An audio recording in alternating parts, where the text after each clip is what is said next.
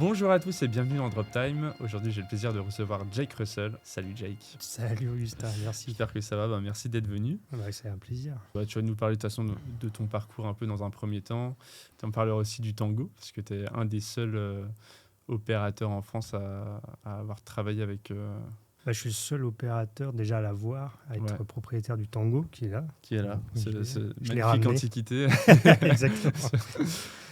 Et oui, en tout cas en France, je suis seul à l'opérer et à être propriétaire de cette machine. Ouais. Okay. Puis on parlera aussi de tes projets, de clips et de fiction sur lesquels tu as pu travailler. Je vais voir ça. Commençons par le début. Comment t'es arrivé au Steadicam? Comment t'as connu la machine? En école de cinéma. J'ignorais l'existence de cette machine avant. Ouais. Et moi, j'ai un père qui fait plutôt des documentaires, donc j'étais plutôt parti sur cette voie-là. Et je découvre en fait le Steadicam, je ne sais plus comment, en première année en tout cas. Ouais. Et je me dis, putain, c'est génial ce truc. Et j'apprends qu'il y avait un glide cam à l'époque. C'est une marque qui faisait des Steadicam. Et tu avais un poste central avec des petits points en bas et tu mettais genre un DSLR. Donc c'est à l'époque où tu avais les 5D, tout ça. Ouais. Où ça cartonnait dans les écoles de cinéma. Ouais, j'en avais un aussi. Voilà. Ouais. Et en fait, je mettais ça. Et du coup, il était sur une étagère à l'école qui prenait la poussière. Et du coup, je l'ai pris. Et je me suis assez fasciné pour la machine tout de suite, quoi. Ouais. Et après, en deuxième année, on avait un TD de Steadicam avec Alexandre Violaz, qui nous faisait découvrir en fait le Steadicam. Ok. Donc là, c'est la première fois où tu as vu un Stead, tu as essayé aussi. Et c'est peut-être le TD que je l'ai plus poncé, quoi.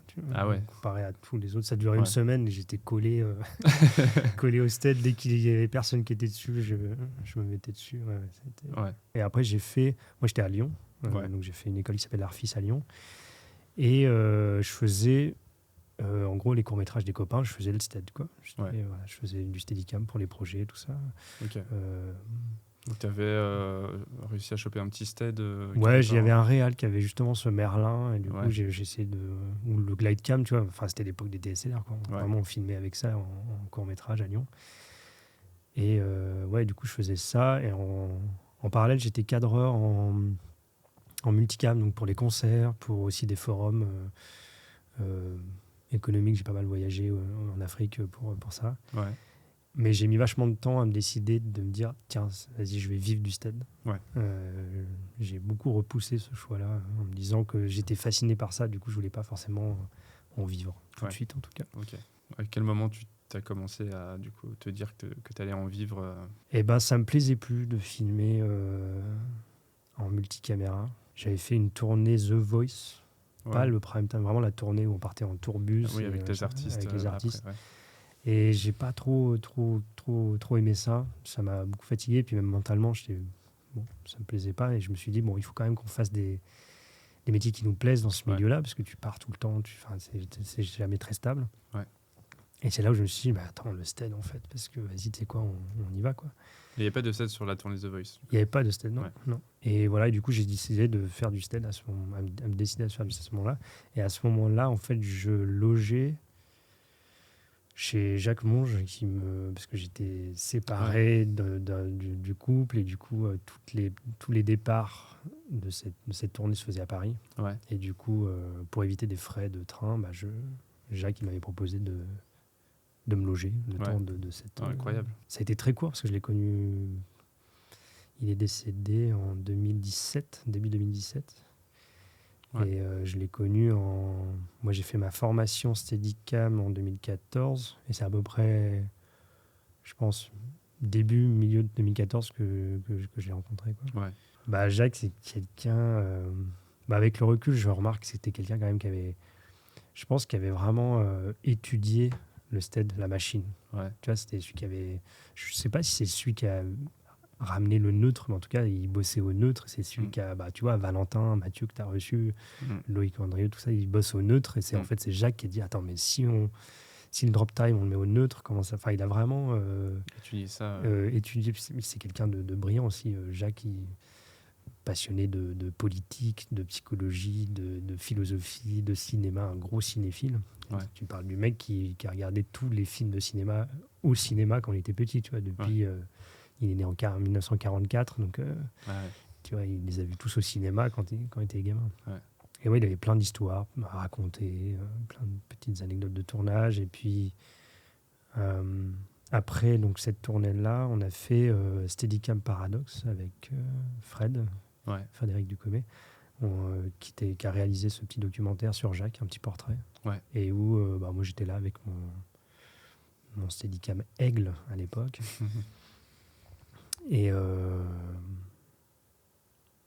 Et ouais, c'était assez... je ne m'en rendais pas compte, je pense, à cette époque-là, de cette chance que j'avais d'être avec Jacques et qui me partage tout ça. J'étais assez impressionné aussi par la personne, quoi. Donc, j'osais pas, parfois, il me parlait des choses et que j'étais pas au courant. Je suis là, genre, ok, mais j'ose pas aller trop dans... Il m'impressionnait. T'opères pas au neutre, toi? Non, je perds pas au neutre. Non, mais j'opère à très très lent drop time. Très lent, okay, pas loin du neutre. Ouais, je dois être à 5-6, enfin je suis pas loin du neutre. Ouais. Et donc pour en revenir un petit peu à ton parcours, tu as fait un workshop, ta formation Steadicam en 2014, c'était aux États-Unis du coup? Ouais, en fait c'est comme ça que j'ai un peu rencontré Jacques Monge, c'est que donc c'est Frédéric Ducommet qui m'a parlé de Jacques, donc celui qui a réalisé le documentaire Steadicam Paradox. Ouais. Et en gros, il m'a dit, mais tu connais pas Jacques et Valentin Monge, tu veux faire du stead? Et je suis là, genre, ok. Et en fait, il y avait un forum à l'époque, et du coup, je contacte Jacques à travers ce forum. Et il me dit, rencontrons-nous. Et du coup, je l'ai rencontré, et il me donne, et je lui dis, je cherche une formation stead, j'aime vraiment ça. Qu'est-ce que tu me conseilles, en gros? Il m'a dit, en France, tu as Planning Camera. Après, tu as Steadicam qui propose différents workshops. Et après, il me dit, il y a aussi celle qui est à Philadelphie, qui est vraiment un peu là, le workshop un peu Rolls-Royce du stead, quoi. Ouais. Et à ce moment-là, j'avais mon statut d'intermittent. J'aurais pu me faire payer par l'AFDAS. Et je me dis, non, mais j'aime trop cette machine. Toi, c'est comme un peu, tu vas voir un concert d'un groupe que tu kiffes. C'était un peu ça, quoi. Et je me dis, c'est quoi, j'y vais. Et c'était pas... À l'époque, je crois que j'avais payé ma formation $2 900. Ouais. Et t'es nourri. Ouais. T'es pas logé, mais t'es nourri et formé. Je dis, franchement, ça va, quoi. C'était quand même abordable. Il fallait payer l'avion, il fallait payer l'hôtel après. Bon, après, c'était un autre souci. Et du coup, j'y suis allé en 2014. Ça dure une semaine, quoi. T'arrives le dimanche midi, tu repars le dimanche d'après, quoi. Ouais, mais intense. Intense, mais c'est génial. T'es un peu... c'est un peu une colonie de vacances, mais où tu t'apprends, quoi. Ouais. Mais c'est vraiment le matin à 8h, on est tous ensemble. Et dès 8h, t'es dès déjà 8h, 9h, on prend le petit-déj, tu vois, ensemble. 8h, 9h. Mais 8h, 9h, tu prends le petit-déj et tu peux aller faire du stead, tu vois, de la veille, t'apprends. Le premier jour, t'équilibres. Le dernier jour, tu le prends et t'essaies de faire des trucs que t'as pas fait de la semaine, quoi, tu vois. Ouais. Et après, ça part en formation, un peu de théorie avant de la pratique pour expliquer un peu ce qu'on fait. Ouais. Toute la journée, quand on mange à midi ensemble, on mange le soir ensemble, et après le soir, t'as même des lectures, donc c'est les opérateurs qui vont te parler un petit peu avec de différents thèmes. Donc Jerry Holloway, il va te parler de bande démo. À ce moment-là, il nous disait comment est-ce que tu te vends, tu vois. Chris Fawcett, il parlait de la posture, comment ça fonctionne et tout ça. Et après, tu as Garrett Brown qui, lui, te parle de son histoire et tout. Et là, tu as même tous les formateurs qui sont comme des gamins qui écoutent la Garrett. Première fois que tu vois Garrett, ça doit faire drôle. Ouais. Puis il est grand en plus. Et il est immense. Puis, tu peux pas le louper, quoi. Ouais. Non, et puis c'est marrant parce que il n'est pas là au tout début. Donc, tu as le temps de commencer à machin. Puis tu oublies un petit peu où tu es. Puis là, tu tournes la tête, tu fais il est là.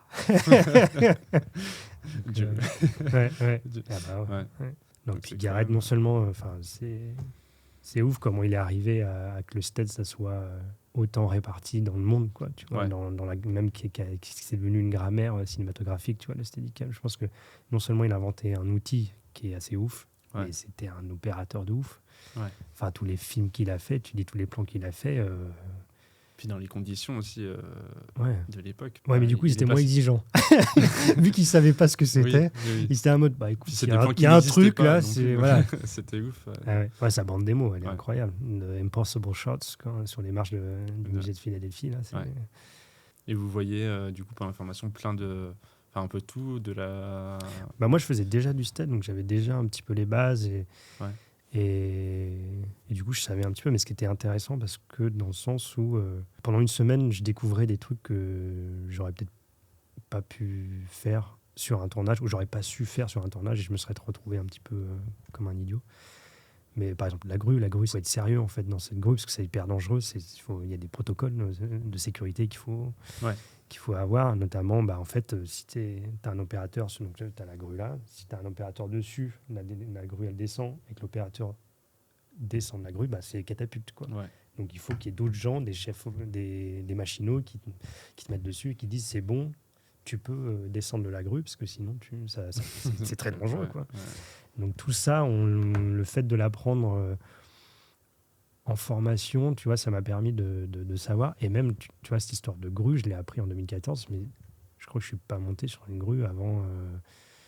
C'est Alphonse, non? C'est sur Alphonse, ouais. Sur la série Alphonse. Je crois que c'était 2019 ou un truc comme ça. Enfin, longtemps après. Et pourtant, ça m'a permis en fait de savoir. Et pareil, on avait fait du quad, donc du hard mount, où là tu dis bon, ok, c'est plus toi qui portes la machine, mais du coup les sensations n'ont rien à voir. Donc tu as ton bras. Alors moi je suis régulier, donc c'est mon bras droit qui va maintenir le bras du stead. Mais parfois quand tu penches à droite ou à gauche ou tu freines, là la force elle est costaud quoi. Parce que là c'est pas toi qui penches, c'est pas de toi quelques qui degrés, avec tes hanches qui fait un truc. C'est ça. Donc tout ça t'apprends. On avait appris du très high mode, très low mode. Enfin on avait fait plein de tous les cas de figure en fait possibles. Et le tango. Il y avait le Steadicam tango qui était à ce moment-là. Et il vous l'a présenté. Ouais, on l'a essayé. Il y avait un moment donné Steadicam tango. Et c'était Garrett qui le présentait, tu vois. Lui il était fan du tango, il adorait cette invention que lui il a créée. Et parlons-en, comment ça fonctionne? C'est quoi cet outil? C'est curieux quand même. C'est une sorte de mini grue, une Jeep sur Steadicam. Ouais. Et du coup, tu as la partie sled en fait.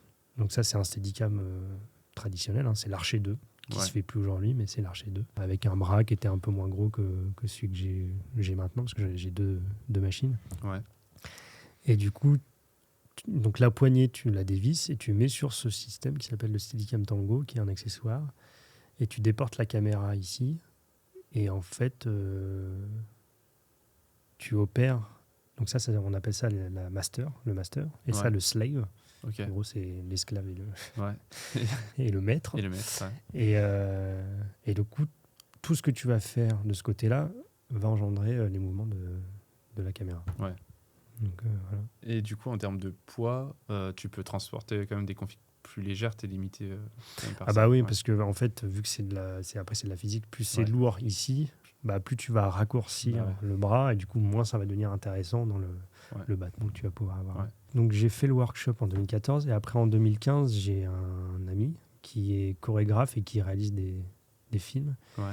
Qui est d'origine syrienne. Il me dit Jake, j'ai envie de faire un film sur des femmes dans des conditions de guerre en Syrie, à travers la danse, à travers un film de danse.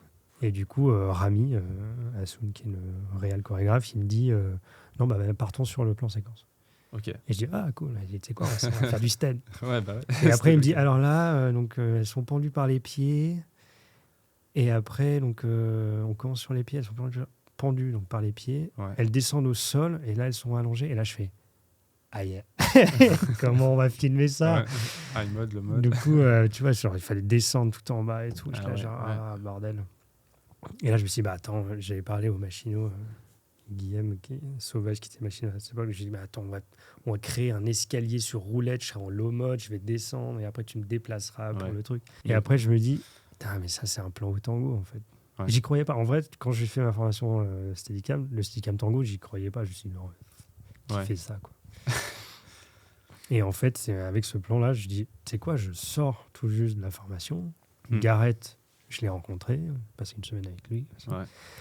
Et je lui ai écrit un mail en disant, écoute, là, j'ai un projet.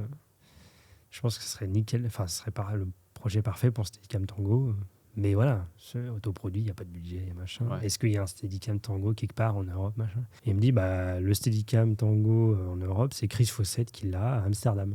Ok. Je fais, Amsterdam, c'est accessible. Du coup, j'ai pris la voiture de mes parents, je suis monté à Amsterdam, j'ai chopé le tango. Et même Chris, je lui disais, alors vas-y, montre-moi comment ça marche. Il disait, genre, je je sais pas, ça fait longtemps qu'on l'a pas utilisé. Ah ouais. Je savais même pas que je l'avais encore. Tu vois. Je suis là, genre, ok, super. Bon, je l'avais récupéré genre 3 semaines avant le tournage pour pouvoir un peu m'entraîner. Ouais. Et du coup, je redescends à Lyon et où je m'entraîne avec et tout. Et du coup, on a fait ça au Steadicam Tango. Ouais. Et ça, c'était compliqué à mettre en place toute cette... Parce que déjà, la chorégraphie est longue. Ouais, ça a été un peu long. Parce que toi, tu prends beaucoup de place aussi avec le tango. Donc, c'était ça aussi. C'était la première fois que je l'utilisais. C'était voir comment est-ce que je peux me déplacer avec. Comment est-ce que je peux... Parce qu'il y avait des danseuses qui étaient au sol. Donc parfois, j'avais mes jambes qu'il fallait que je les place à un certain endroit. Donc je disais, est-ce que à ce moment-là, tu peux pousser tes jambes parce que tu n'es pas à l'écran. Donc, ouais. Il y avait un peu de...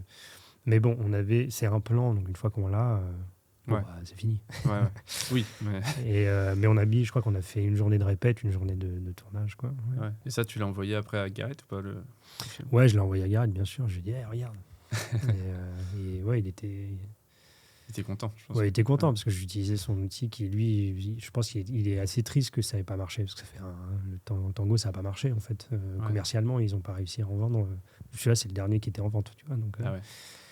Et après, tu as fait d'autres petits courts-métrages, du coup, comme tu me disais, Halloween, tout ça, au tango. Ouais, j'ai réalisé. Du coup, en fait, c'est là où je découvre le film de danse et je fais putain, la danse, c'est incroyable à filmer. Ouais. Et là, je me dis, tiens, je vais faire un court-métrage sur lequel je vais filmer. Et c'était Halloween, du coup, je dis, vas-y, des morts-vivants qui vont être. Enfin bref, j'écris un petit scénario. Ouais, c'est ça. Et du coup, voilà. Mais le but, c'était de montrer qu'est-ce que je pouvais faire avec le tango. Et en fait, au début, je commence par les pieds, après je monte. Ouais. Voilà. Et en fait, là, je pouvais passer. Et là, on était dans une rotonde abandonnée à côté de Lyon, sans autorisation, évidemment. Et en fait, ce qui était intéressant, je trouvais, en tout cas, pour le tango, c'était d'être à hauteur et à ce moment-là, du coup, je pouvais être au-dessus d'un vide. Ouais. Et d'avancer comme ça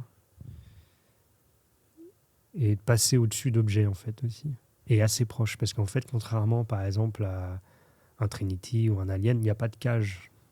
Tu vois, la caméra est vraiment, tu peux la mettre au plus proche, tu peux la mettre vraiment à ras du sol d'objets tu vois là. Enfin, je trouvais qu'on était vraiment proche au-dessus d'une table ou de tout ça quoi. Puis là, tu te retrouves au-dessus et puis là c'était ça va pas être facile. C'est comme en fait, tu as les 3 axes du stead normal. Ouais. Tu as juste un axe en plus, c'est qu'au lieu de... Quand tu veux monter ton stead, ton cadre, donc tu montes comme ça, donc tu montes les 2 mains. Là, le tango, c'est l'inverse. Pour monter la caméra, il faut être en ciseaux. En fait. Faut être en bascule. Après, ce qui est bien avec le tango, c'est que moi, je peux utiliser mon archer 2 comme un stead traditionnel. Tu vois. Je ne suis pas obligé d'utiliser mon Steadicam Tango sur tous les projets. Oui. Donc en fait, ça me permet d'avoir ces 2 outils.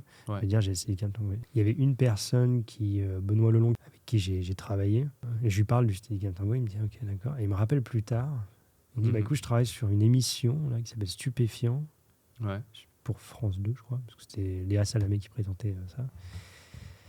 Et il dit, là, pour cette prochaine saison, on aimerait aller sur des décors extérieurs.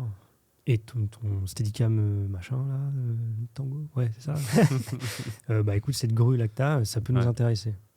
Et du coup en fait je pars avec eux sur faire des émissions où je suis avec la grue, je me balade pendant que c'était une journée à chaque fois. Ouais.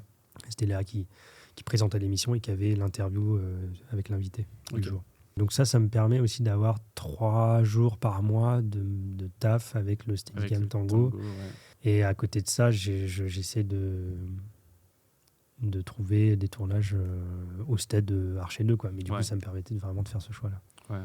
J'avais vu aussi, tu m'avais envoyé un blogotech à Orly. Je crois que tu avais fait au tango aussi, ça. Ouais. Ah oui, ça c'était avec Élie Girard, je crois que c'était le réal, il me semble. Ouais. Et ça, c'est assez impressionnant avec les danseurs qui sont... Ouais, c'était les danseurs de Johan Bourgeois. Et ça, c'était chaud parce que c'était de nuit, parce que l'aéroport est fermé. Et donc, vu que tu dois monter aussi un moment un peu vers leur visage, pour le coup, c'était justifié d'avoir un tango là-dessus, quoi. Ouais, puis il y avait ce côté... oui, c'est ça, ils étaient assez grands, et du coup, ça me permettait de monter un peu plus haut. même si j'arrivais pas à leur hauteur. Hein, parce que c'était grand.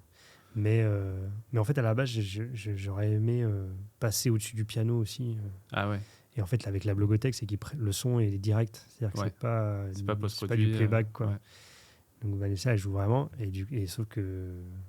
Et du coup, c'est piano ouvert.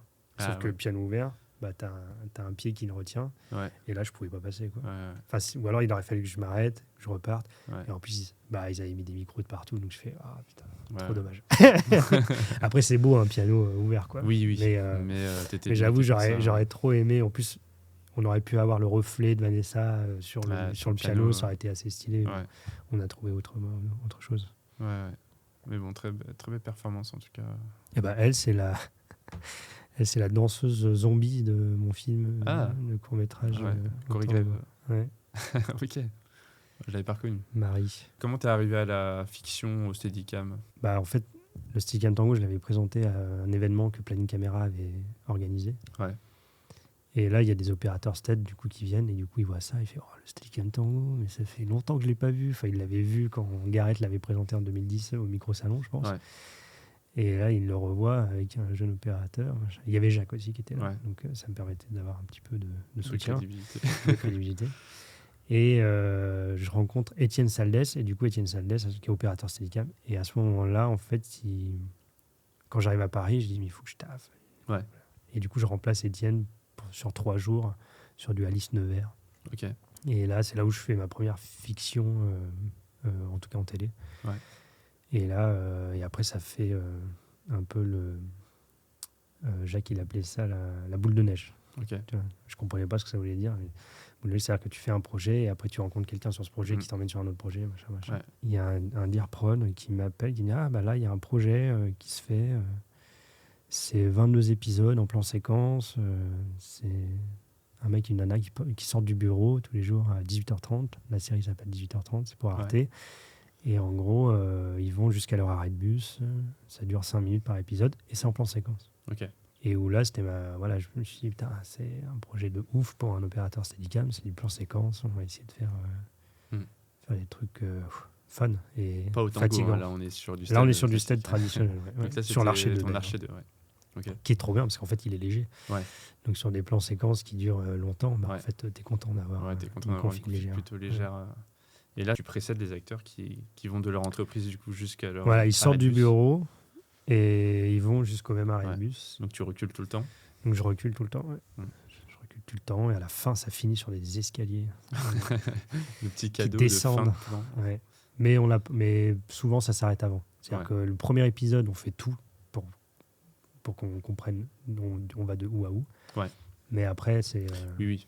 Voilà. Je m'en suis rendu compte, j'ai regardé un peu le début de la série. Oui, et après, on joue justement un peu avec ce décor, petit à petit, prendre plus de liberté, quoi.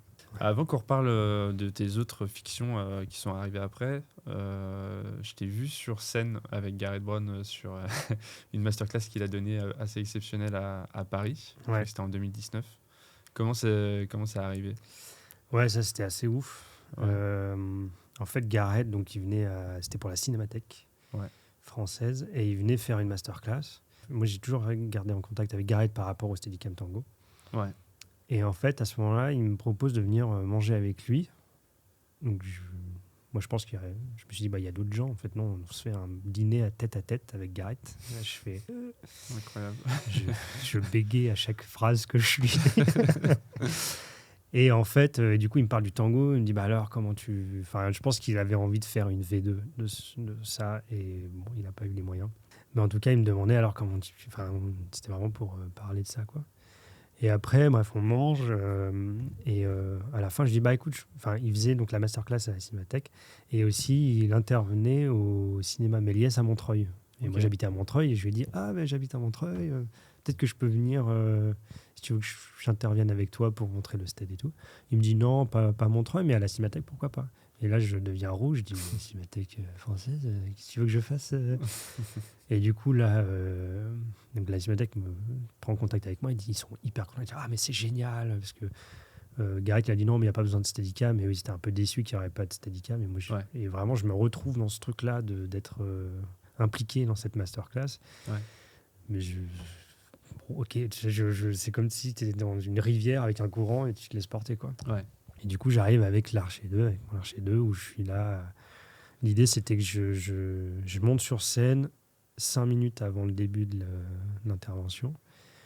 Je me balade, comme ça les gens ils s'installent, et puis en même temps les retardataires ils ont le temps de s'installer, et puis ceux qui sont là, je me balade sur scène avec le Steadicam. Et là ils présentent Gareth, et moi du coup je viens à ce moment-là pour... en fait ils m'utilisent comme outil d'explication, en tout cas au public de la Cinémathèque. Ouais. Et c'était une expérience incroyable. On va repasser du coup sur les fictions que tu as fait un peu après 18h30. Ouais. Tu as fait des plans séquences quand même avec la blogothèque. Ouais. J'ai rencontré, en gros, la blogothèque, c'est ceux qu'on produit 18h30. Ouais. C'est comme ça que je les ai rencontrés. Et du coup, par la suite, c'est vrai qu'eux, ils étaient beaucoup plus dans la musique. Ouais. Et notamment dans faire des clips pour des groupes, mais où ils enregistrent aussi la musique, le son. Ouais. Donc le groupe joue vraiment, quoi. Ouais. Et tout ça en plan, ils ont fait pas mal de plans séquences. Ouais. Il y a celui avec PR2B où tu descends un escalier, tu débules pour te... oui. Le plan en séquence est assez long quand même. Oui, il est assez long, et puis on a pas mal cherché aussi avec le réalisateur. C'était comment on commence, comment on continue. Ouais. Et les escaliers, ça a été un dossier. C'est moi qui ai proposé ce sorte de débulage. En fait, comme je pense tout opérateur, on admire tous Larry McConkie qui a fait principalement tous les films de Brian De Palma, ou des plans séquences en tout cas. Ouais. De Tarantino, c'est un peu le mec, je pense, à Hollywood, que tu veux faire un plan séquence, t'appelles Larry parce que c'est lui qui le fait, quoi. Et dans Raising Cain, il y a un moment donné où il précède des comédiens, et les comédiens ils descendent l'escalier, et en fait ils débulent, mais ils bullent sur l'escalier. Ouais. Sur la rampe, ils descendent comme ça sur le côté. Et là, en fait, on arrivait en bas de l'escalier, et Pauline, PR2B, elle était sur un palier, et moi je contournais comme ça, et après elle commençait à descendre, et là je débulais. Enfin, je bullais sur l'escalier, mais je bullais sur l'escalier. Elle n'était plus bullée, mais elle était bullée, et du coup après je récupérais la bulle, et je tournais autour et tout. Ça, c'était rigolo. C'était rigolo à faire. Je me disais, c'est un petit clin d'œil à Larry. Ouais. Et toi, t'as jamais opéré du coup avec un Volt ou un Wave ou tout autre aide de bulle, quoi. Non, et puis c'est cher. Parce que c'est cher. Ouais. Et puis c'est sûr que tout ça pour de la bulle, je suis là à faire la bulle. Bien dans certains cas de figure où t'as beaucoup de vent. Oui, voilà, vent de face. Parce que du coup, t'as les wind killers, donc ces fameuses toiles qui te permettent d'un peu de tuer le vent. J'en ai 2 grands. Ouais. C'est vrai que dans Yoroi, par exemple. Dans Yoroi, donc t'as Orelsan qui est au sol et il doit se lever, et puis là, en fait, il y a aussi des effets spéciaux, donc il y a tous les monstres qui tournent autour de lui. Ouais. Et là, il fallait du vent dans ses cheveux. Et là, tu avais des ventilos de partout. Ils étaient avec des souffleurs au-dessus de lui comme ça. Et puis, moi, je me suis dit, ça va être un enfer. Ouais. Et ça t'a suffisamment protégé, du coup, vu que toi, tu n'avais pas de volt ni rien. Non, j'ai mis 2 wind killers sur les côtés. Ouais. Un peu en V comme ça. Et puis, quand ça venait de face, j'arrivais un peu à le contrôler. Je tournais autour. Et puis, en vrai, ça allait. Ouais. Les wind killers, c'est magique en vrai. Ça marche trop bien. Ça, tu l'enlèves, c'est l'enfer. Tu le mets, c'est hyper confort, quoi. C'est vraiment le wind killer. Moi, je l'emmène sur tout. Même si il suffit qu'il y ait un plan, même pour une journée à Tataouine, il faut prendre le train. Donc, le wind killer, tu te dis, non, mais je vais pas le prendre, c'est chiant. Ouais. Mais je le prends parce que, imagine, là, c'est en intérieur, mais en fait, il y a un plan en extérieur qu'on veut faire, et qu'il y a du vent, et que tu es là, genre, je sais pas, mon wind killer. Puis, pas tous les machinaux ont leur wind killer, c'est plutôt un accessoire de Steadicammer. Donc, il y a ce côté un peu où, wind killer, ça vient, quoi. Ouais. Et c'est magique, c'est vraiment magique. Puis il y a un autre, du coup, clip en plan séquence de la blogothèque où, pareil, tu as un escalier tout étroit. Ah oui, avec Nick Mulvey, ouais. Celui-là, je le trouve plutôt bien réussi, j'avoue. Là, on avait un zoom aussi, je crois, parce que je dézoome. Je passe derrière lui. Enfin bref. En tout cas, au début, on est dans la loge. On est très serré sur une table. Et là, il lance une boîte à rythme. Ouais. On bascule sur lui. Tout est assez lent. Ouais. Et tout est assez lent. Ouais, voilà. Et puis après, il part. Donc après, lui, il chante. Il commence sa chanson. il part, on bascule sur son pote qui joue de la guitare assis dans le canapé. Lui, il part aussi, on le suit un peu. Et là, on découvre la salle. C'était à Belleville, je ne sais plus comment elle s'appelle cette salle. Et en fait, et eux, ils descendent un petit escalier et ils se mettent devant. Ouais. Et ce petit escalier, franchement, il était vraiment pas large. Et en fait, il fallait que je passe. Donc, j'avais pris l'archer 2 parce qu'il est plus petit, quoi. Il prend moins de place. Et en fait, il fallait que je tilte pour les avoir et que je descende en marche arrière pour les récupérer. Et j'avais vraiment, je pense que j'avais ça du côté du moniteur sur la rambarde et ça du mur des batteries. Ah ouais. Quoi. C'était vraiment genre, je pouvais pas faire plus, quoi. Et après, je descendais en marche arrière, il y avait un palier, je l'ai récupéré. Et après, là, j'étais bien face à eux, quoi. C'est vrai que ça, on se rend pas toujours compte. Hein. Toutes ces contraintes d'escalier, toi, t'es concentré sur le cadre. Et puis, il y a beaucoup d'informations. C'est genre, à quel moment, eux, ils ont le top pour revenir par rapport au cadre. Ouais, puis là, et ils étaient très cool. Ouais. Parce que toi, du coup, ce qui est intéressant, c'est que tu as l'archer 2 et un M2. Et M2, ouais. Et tu vas choisir selon le projet, du coup, celui qui est le plus... Parfois, j'emmène les deux. Ouais. Sur Yoroi, j'avais les deux. Ok. Mais sur Brûle le sang, pendant le Ciné Club. Pendant le Ciné Club, j'ai présenté aussi. C'était à l'archer 2, du coup. Et là, c'était à l'archer 2 parce qu'en fait, déjà, la config était légère. Ouais. Parce qu'on n'avait pas de Madbox, parce que c'était un optique 10 mm, je crois. Donc très wide. Ouais. Tu avais quand même pas mal de scènes un peu d'action, assez nerveuses. Ouais, c'est pas mal d'avoir une config un peu légère avec peu d'inertie. Ouais, c'est un stead ninja un peu, tu vois. Donc il a beaucoup moins d'inertie, donc tu peux vraiment avoir des accélérés assez faciles. Il y avait les scènes de judo aussi, là, qui étaient, je me rappelle, qui étaient en plus à ras du sol. Tu étais très proche des comédiens. Ouais, du coup, là, il faut être réactif. Ça permet d'être réactif en fonction de s'il y a une erreur et tout. Ouais. Le 10 mm, le réel, il voulait en plus, il avait choisi un close focus au plus proche. Ouais. Et du coup... il fallait être toujours collé aux comédiens. Et en fait, il voulait être avec les comédiens, quoi, avec cette courbe focale. Ouais. Il y avait beaucoup de joueurs de stead quand même. Mais en fait, il n'était pas très intéressé par tout ce qui était dolly. Ouais. Lui était beaucoup épaule, stead. Et même le stead, il me demandait, il aimait bien quand ça débulait, quoi. Okay. Genre les virages, tous les virages dans Brûle le sang, il y a du débulage. Okay. Mais c'est un débulage volontaire. Ouais. C'est-à-dire que moi, je vais un peu désapprendre, me dire... Je débulais un peu, puis il me disait encore plus, tu vois, vas-y, quoi. Puis on a fait des plans séquences très sympas avec de la bagarre, avec... Et puis dans des décors tout petits, parce qu'en fait, ce qui marche, c'est des décors petits avec cette focale-là. Donc, mais ça marche trop bien. Mais juste quand tu as des figurants qui doivent passer et tout, l'archer 2, en fait, il permet ça, en fait.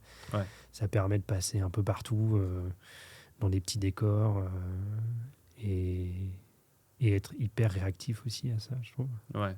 Alors, tu as travaillé aussi sur Balle perdue 3. Ouais, j'ai bossé sur Balle perdue 3, ouais. Mais ce plan, c'était... je trouvais que c'était intéressant d'en parler parce que c'était un plan un peu casse-tête. Où le réalisateur, il voulait pas qu'on découvre ce personnage-là encore. Okay. Parce que normalement, il est censé être mort. D'accord. Spoil. Et du coup, donc ça, avant, il y a cette voiture qui se prend le camion avant. Ouais. Et en fait, il fallait que il voulait filmer les pieds et après que je monte au niveau des visages. Des visages qui sont de la fenêtre de la voiture et qu'on découvre lui qui est pas censé être mort, quoi. Ok. Bref. Et donc là, c'est un plan et là, mode au début. Du coup, sur les pieds, tu te dis, faut être bas, quoi. Ouais. Donc je me mets mon poste, je l'allonge pour avoir la caméra au plus bas, je mets mon low mode bracket. Et là, je me dis, mais si je veux monter au niveau des fenêtres, comment je fais ? Et je dis, en fait, il me faut une rampe. Juste, on met une rampe pour que j'arrive à hauteur. Tu vois, le fameux escalier. Oui. Non, mais c'est du tout. C'est ça. Donc, mettez une rampe. Ouais. Donc, les machinaux, ils ont fait une rampe pour que j'arrive à hauteur de ça. Okay. Sauf que la rampe, on la voit au début. Donc, en fait, il fallait qu'ils attendent hors champ. Okay. Et que je me place dans un angle. Et que du coup, ils se placent pendant que j'arrive, quoi. Ok. Donc, ça, c'est... Je trouve ça intéressant parce que c'est des alternatives de dire attends, comment je fais pour monter là ? En fait, tu mets une rampe et du coup, tu montes là. De toute façon, il y a toujours un travail quand même en collaboration avec l'équipe Machino qui est intéressante quand même. Ouais. Après, ils m'ont un peu regardé bizarrement quand je leur ai demandé. Ah ouais. Alors, vous allez me construire un escalier sur roulette. Je trouve que c'est des plans un peu casse-tête et intéressants où tu te dis, bon, bah, attends, comment on va pouvoir rentrer ce plan-là? Mais finalement, tu n'as pas besoin de Trinity forcément, tu peux le sortir. Mais ça dépend du plan. Ouais. Tu vois, on fait du sur-mesure. C'est ça. Ouais. Donc, en fait, c'est difficile de généraliser finalement. Ouais. Maintenant, aujourd'hui, tu as plein d'outils, tout ça. Tu te dis, bah, comment ce plan, comment on le rentre, tu vois. Ouais. Il y a limite trop de possibilités. Tu peux tout faire, du coup, tu es là, genre, putain, la créativité. Ouais. Autre film un peu notable, alors je l'ai pas vu encore une fois, Merteuil, la série Merteuil. Ah oui, la série Merteuil, ouais. Bah là, film d'époque, série d'époque en tout cas. C'est la première fois que enfin vraiment, j'enchaîne Balle perdue 3, film d'action, on casse des voitures. Le Yoroi, le film de Orelsan où on se bagarre contre des monstres japonais. Et je finis avec une série d'époque. Vraiment, 2024, ça a été l'année de la découverte. Ouais. Et Trois univers très... Ah ouais, rien à voir. Et techniquement, au STED, tu as eu des choses un peu particulières à faire ou... Il y avait un plan sur Merteuil qu'on a mis du temps à le faire avec Eleonore Ruiz, qui était la première assistante caméra B. Ouais. Et je voulais rendre hommage, j'aime bien rendre hommage, mais à Valentin avec la Traviata. Donc, ce plan de main là, de Traviata que je trouve sublime, c'est le plus beau plan STED, je pense, qui existe. À chaque fois que je le regarde, je fais putain, c'est sublime. Ouais, c'est magnifique. Ouais. Et du coup, Jessica Palud, qui est la réalisatrice, elle me dit là, on est en début d'épisode. Je fais ah, ok, d'accord. Et là, elle reçoit une lettre. Et là, je dis ah, mais on peut suivre la lettre jusqu'à ce qu'elle s'assoie, qu'elle ouvre et remonte sur elle. Et du coup, il y avait tout un jeu. Donc, elle prend la lettre main gauche, elle se le prend main droite, elle serre un peu de thé, comme ça, elle ralentit pour que nous, on puisse continuer, et puis après, elle va s'asseoir et tout. On essaie de le passer au point, c'est pas facile, parce que la lettre, enfin, on est vraiment serré. Ouais. Tu te rappelles un peu la focale que tu avais là-dessus ? Je sais plus, non, je me rappelle plus. Mais c'est plutôt serré, quoi. Ouais, c'était un 50 mm, tu vois. Ouais. C'était pas forcément... serré, mais c'est juste j'étais assez proche. Ouais. Donc, tu vois, si t'as le cadre comme ça, la lettre, elle était... Ouais. C'est ça, quoi. Donc, même au point, compliqué. Donc, au point, puis t'as pas de repère, quoi. Tu vois, donc, même si Anna Maria, c'est une comédienne qui t'aide et elle est incroyable. Enfin, parfois, et du coup, il y avait donc Sébastien Chefop et Jessica, la réal qui vient de main. Peut-être qu'on fait autre chose, parce qu'on n'arrivait pas. Je dis, non, mais il faut juste qu'on l'enchaîne, s'il vous plaît, on l'enchaîne. Donc, on a enchaîné. Il y en a une qui était bonne, et on s'est dit, ah, vas-y, elle est trop bien. Et bon, du coup, j'ai vu la série et ils ont coupé là. Oh non. Justement, j'allais te demander, est-ce qu'ils l'ont gardé au montage ? Non, ils n'ont pas gardé au montage. Bon, on arrive un peu à la fin du podcast. Est-ce que tu vois des limites un petit peu au Steadicam en tant qu'outil ? C'était arrivé de te dire... Non, il n'y a pas de limite. Tu peux tout faire au Steadicam. Non, bah, par exemple, sur Brûle le sang, je sais que le réalisateur il voulait que la caméra soit proche des comédiens. Et il me disait toujours, Jake, vas-y, rapproche-toi. Sauf que, par exemple, quand on marchait, bah, en fait, l'écran du stead tapait dans les jambes du comédien. Je ne peux pas aller plus proche parce que du coup, ça tapait dedans parce qu'on voulait être très proche.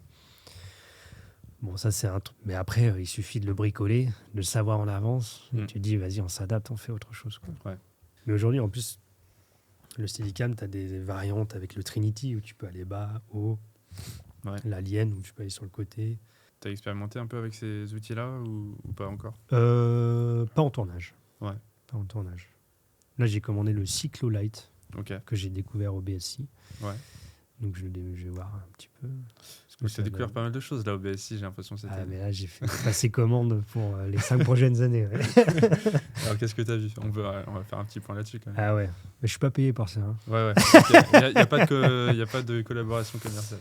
Bah, il y a Optical Support qui a sorti son nouveau gimbal, qui est incroyable. Je l'ai testé avec Emeric Collab, on l'a testé et on s'est dit mais c'est incroyable, en très longue focale avec des mouvements très lents, des switches et tout, le truc qui est... Enfin, précis, je sais pas si c'est lui qui t'accompagne au cadre ou toi qui l'accompagne au cadre, tu vois, c'est un truc où ah ouais. C'est hyper fluide, c'est hyper stable, c'est sublime, c'est gros coup de cœur sur le gimbal Dragonfly de Optical Support. Ouais. Voilà, après il y a le Level de chez MKV. Et ça, pas mal, c'est un Wave, mais en version plus fin, plus petit, prend pas de place. Et je me dis, par exemple, en fait, je me suis confronté sur un tournage à Bristol où j'étais face à du vent. Ouais. Et c'était un plan, c'était en montée comme ça, dans de la boue. Parce que là, pour le coup, face au vent, tu peux rien faire, quoi. J'ai quand même les windkillers qui sont là, mais ils sont au bord du cadre pour éviter que le vent il fasse ça. Mais c'est trop dur. Et là, je me suis dit, il me faut un truc que je puisse mettre au cas où. Ouais. C'est dur de perdre la bulle, en fait, aujourd'hui. Avant, tu regardes les plans, c'était acceptable. Mais... Ouais, c'est pas... Enfin, avant, tu avais des plans sublimes de plans séquences. Ouais. Tu as un peu de perte de bulle. Le public, déjà, il fait pas gaffe. Mais par contre, le plan est sublime, quoi. Aujourd'hui, c'est dur de se dire, putain, il coûte cher, en fait, le mec, parce qu'il a pas la bulle. Il a rien pour l'assister à la bulle. C'est pas grave. Ouais. Le plan, il marche. C'est l'éternel débat. Il y a des endroits où même les prods, ils te demandent, t'as le volt. Ouais. Je sais même pas s'ils savent ce que c'est en vrai. Ils savent que ça fait la bulle, quoi. Ils savent que... Et encore, ils savent... Ouais. Mais du coup, ce mode, level vient te corriger quelques degrés. C'est un petit wave, entre guillemets. Ouais, c'est ça, c'est que le wave, et puis il était gros, le wave, il était épais, lourd, et puis vraiment il te montait l'axe optique. Donc, là, le level, il est vraiment tout petit. Il te corrige 7 degrés de chaque côté pour la bulle, donc c'est vraiment pour des... Et puis en fait, tu peux l'enlever, tu peux le mettre vraiment... Moi, je le mettrai dans ma valise et il sera là. Et voilà, tu le mets ou tu le mets pas. Je pense que je le mettrai pas 90% du temps, mais au moins... Au moins, tu l'as en cas de... si tu as un cas de figure. Voilà. C'est un outil qui coûte cher pour le Zokazu, mais en tout cas...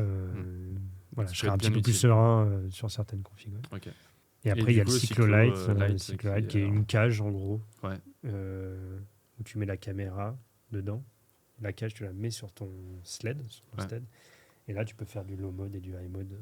Ok, comme un Trinity, comme un Alien.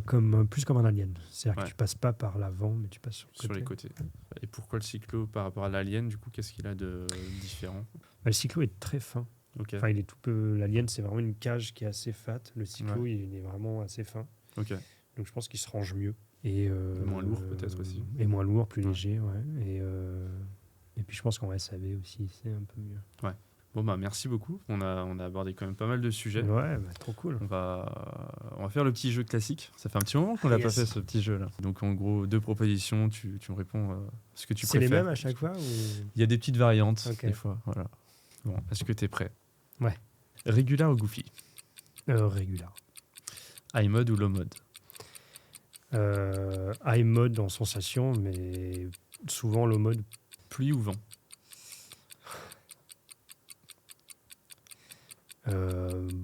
Pluie s'il faut faire un choix. Ouais. Pluie et vent, ça c'est la loose, putain. Ah oui, tu tombes pas là. Montée ou descente d'escalier? Ouais, descente. Courte ou longue focale? La courte focale, ce qui est dur, c'est tenir l'horizon. Ouais. Longue focale, l'horizon, si tu la perds un peu, ça se voit pas beaucoup. Ouais. Mais c'est de suivre le personnage qui est un peu plus dur. Les deux, si tu as fait beaucoup de courtes focales, je dirais longue focale. Si j'ai fait beaucoup de longue focale, mais les deux, t'as pas de préférence particulière. Ouais. On s'en fout du temps parce qu'on a dépassé. Mais... Pellicule ou numérique? J'ai pas fait beaucoup de pellicules. T'en as fait un peu quand même? J'en ai fait un peu. Parfum vert, c'était en pellicule, mais j'ai fait qu'une journée. Le film de Maïwenn, Jeanne du Barry, pareil, j'ai fait qu'une journée, c'était en pellicule. C'est lourd quand même. C'est très très lourd. Mais j'adore la rigueur en fait qu'il y a derrière la pellicule, que j'ai très peu connue finalement. Ouais. Mais il y a une rigueur, il y a une concentration qui est tellement agréable. Donc, et puis c'est vivant en fait. Il y a un truc un peu vivant. Mais bon, le numérique... disait qu'on sentait là, dans le sled. Rien que le petit... c'est très... tu l'entends peu, mais tu le sens. Ouais. Config lourde ou légère? Mouvement lent, lourde. Mouvement rapide, légère. Très bien répondu. Tango ou Trinity? Tango. Mouvement lent ou rapide? Mouvement rapide, c'est plus fun. Missionnaire ou Don Juan? Missionnaire, ouais. Et grue ou rickshaw? Grue, parce que j'en fais pas beaucoup. Top, merci. Ça fait pile 1 minute. Si tu avais un petit conseil pour un opérateur qui débute, ce serait quoi? Eh ben, si tu n'as pas de machine pour t'entraîner et que tu n'habites pas à Paris, ce qui était mon cas, bah, tu vois, un petit glide cam. En vrai, je trouve, avec le recul, c'est comme ça que j'ai vu ça m'a entraîné des deux mains, parce que c'est ça qui est le plus dur, je trouve. Ouais. C'est en fait entre la main gauche et la main droite.